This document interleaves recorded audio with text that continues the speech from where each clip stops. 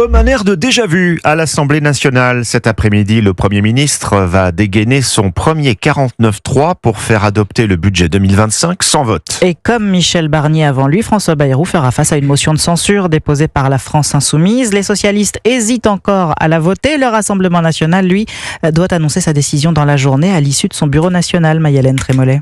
Face à Michel Barnier comme face à François Bayrou, le scénario est le même. Le Rassemblement national attend le dernier moment pour prendre sa décision de faire tomber ou non le gouvernement. À cela près qu'après une première motion de censure, Marine Le Pen et Jordan Bardella veulent désormais jouer la carte de la responsabilité, de la stabilité face au chaos voulu par la France Insoumise.